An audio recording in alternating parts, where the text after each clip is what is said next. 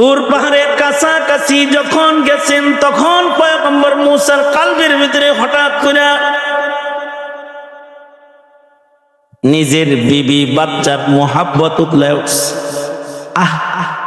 আয়া পড়লাম, আসা তো নিজের ইচ্ছায়, যাওয়াটা তো আল্লাহর ইচ্ছায়।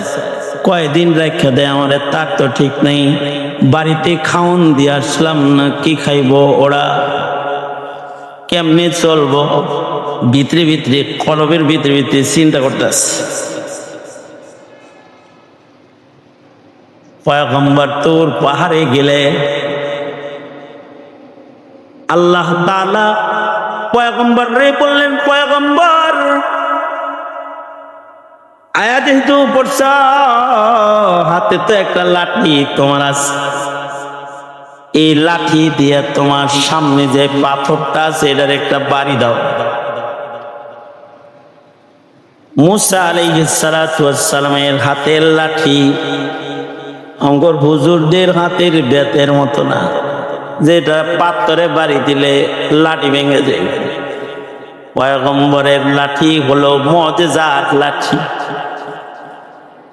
এটা আজব লাঠি, এটা ওনার নবুয়তের দলিল। এটা পানিতে বাড়ি দিলে রাস্তা হয়ে যায়, পাথরে বাড়ি দিলে ঝর্ণা প্রবাহিত হয়ে যায়। পয়গম্বরের লাঠি হাত থেকে ছেড়ে দিলে সাপ হয়ে যায়। নিজের হাতের লাঠি হাতে লইয়া জাদুঘরদের মোকাবেলায় গেছি। আল্লাহ বলে, মূসা হাতের লাঠিটা জাদুঘররা রশি ছাড়ছে, তুমি তোমার হাতের লাঠি ছেড়ে দাও। আজব লাঠি পয়গম্বর ছেড়ে দিয়েছে, সাথে সাথে এটা এত বড় এক আজদাহার সাপ হয়ে গেছে যে নিজের লাঠি সাপের আকৃতিতে দেখা পয়গম্বর মূসা জাদুঘরদেরকে ভয় দেখাইব কি, নিজেই ভয় পেয়ে গেছে, নিজেই ভয় পাইছে। উনি যে ভয় পাইছে এটা ওনার দিলেই আছে। আল্লাহ তাআলা ওনার দিলের কথাটা জাদুঘরদেরকেও শোনায়া দিলেন, খুযহা ওয়ালা তাখাফ। ভয় তো দিলের ভিতরের জিনিস। আমি ভয় পাইছি কি পাই নাই আমি না জানি, আরেকজন জানবো করতে। ভয়ের কিছু আসার চেহারায় আসে, কিন্তু ভিতরে ভিতরে ভয় থাকলে অনেক সময় হুমড়া চুমড়ার মধ্যে কিন্তু দাঁড়ায় থাকে। দিলের জিনিসটা অনেক সময় চেহারা দেখে বোঝা যায় না। জাদুঘররা টের পায় নাই যে মূসা ভয় পাইছে। আল্লাহ নিজেই মূসা আলাইহিস সালামকে বলছেন, খুযহা ওয়ালা তাখাফ। তোমার সাপ দেখা ওরা ভয় পাইছে, কিন্তু সাপের লেন্সটা যাইতে ধরতে তুমি ভয় পাও না, কিন্তু তুমি ভয় পাবে না। সানুঈদুহা সিরাতাহাল উলা। ধরার সাথে সাথে আজদাহাকে আবার পুনরায় সাপের আকৃতি থেকে চিম্মা দাড়ি আমার লাঠি বানায় দেব, এটাকে ধর তুমি তাড়াতাড়ি। পয়গম্বর ধরছেন, সাপ লাড়িয়ে এই আদব লাঠি, এই লাঠি দিয়া আল্লাহ বললেন, এই তোমার সামনে যে পাথর আছে এটারে বাড়ি মারো। পয়গম্বর হাতের লাঠি দিয়া পাথরে বাড়ি দিলেন, পাথর ভেঙে যায়, দুই খণ্ড হয়ে যায়। পাথরের ভেতর থেকে তার আরেকটা বাচ্চা পাথর বের হয়। আল্লাহ বললেন, মূসা এই পাথরটাকেও আবার বাড়ি মার। ছোট পাথরটাকে আবার বাড়ি মারছে, তো এটা ফেটে গেছে, এর ভেতরে আরেকটা পাথর বেরিয়েছে। তার মানে পাথর পাথরের পেটে, পাথর পাথরের পেটে।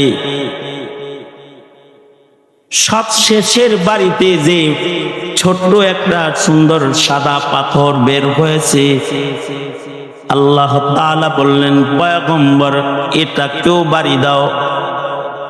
পয়গম্বরে পাথরকে বাড়ি দিলে এটাও ফেটে গেছে।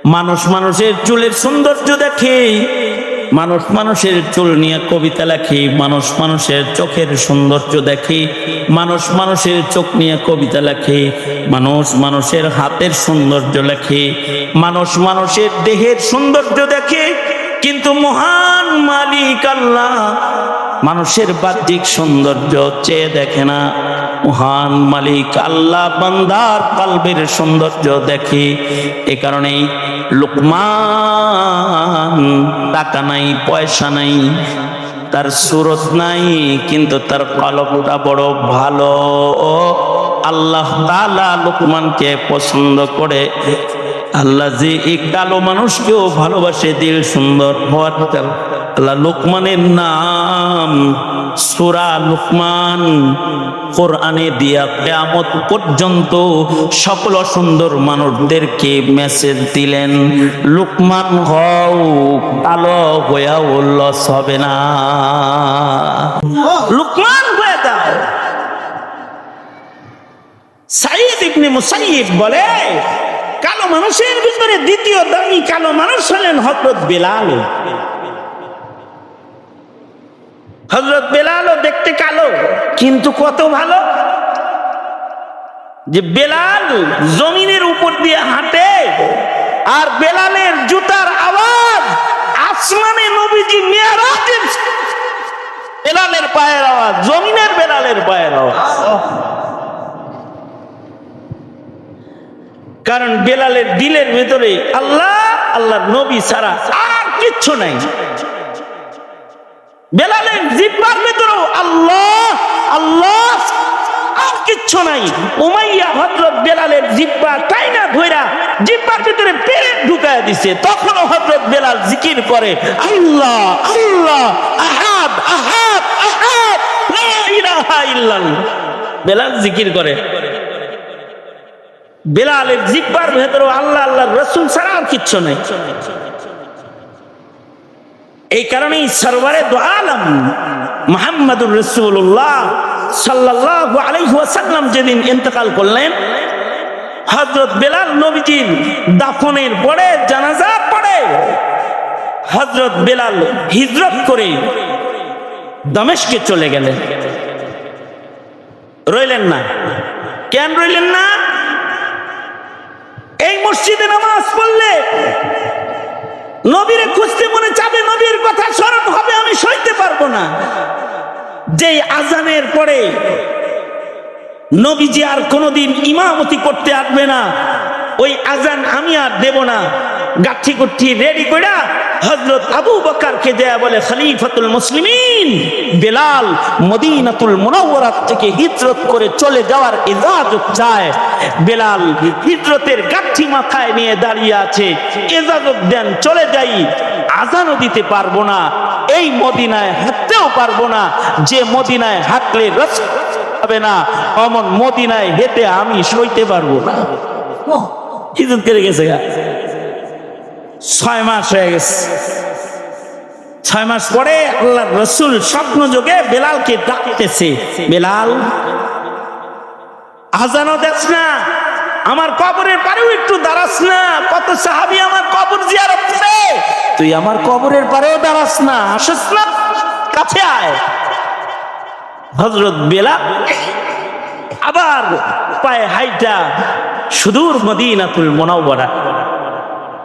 হযরত বেলাল যখন মদিনায় 6 মাস পরে ঢুকতেছে, বাচ্চারা কান্নাকাটি করতেছে, দৌড়ে মার কাছে যায় বলে, মা পাঞ্জাবি গায়ে দেওয়া দাও, টুপি দাও, মসজিদে নববীতে যাব। কেন এমন অসময়ে মসজিদে নববীতে যাবে? আজান হয় নাই। বাচ্চারা কাঁদে আর কয়, বহুদিন পরে আজ দেখলাম মসজিদে নববীর দরজা দিয়া বেলাল ঢুকতেছে। আজকে অনেকদিন পরে যেহেতু বেলাল আসছে, মনে হয় রাসূলও আসবে। বাচ্চারা দৌড়ায় মসজিদে গেছে, যায় দেখে বেলাল রওজাতুন নবীতে দাঁড়ায় দাঁড়ায় কাঁদছে। সবাই মিলা বেলালকে বলে, বেলাল 6 মাস হয় আপনার আজান শুনি না, একটু আজান দেন। হযরত বেলাল বলে, আমি আজান দিতে পারবো না, হাসান হুসাইন এসে বলে বেলাল একটু আজান দেন। আপনি আজান দিলে আমরা নানার কথা স্মরণ করব। সবার অনুরোধে হযরত বেলাল মসজিদের মিনারায় দাঁড়ায় গেছে।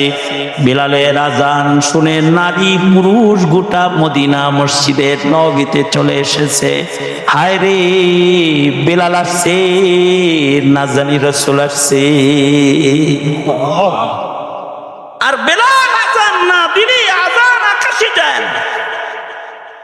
লোকটা কালো, কিন্তু আল্লাহর কাছে মাহবুব।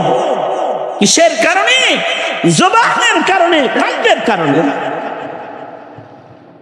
সাঈদ ইবনে মুসাইয়িব বলে আরেকটা কালো মানুষ হলেন হযরত উমরের গোলাম, এক হাবশা কালা গোলাম হযরত উমরের ছিল।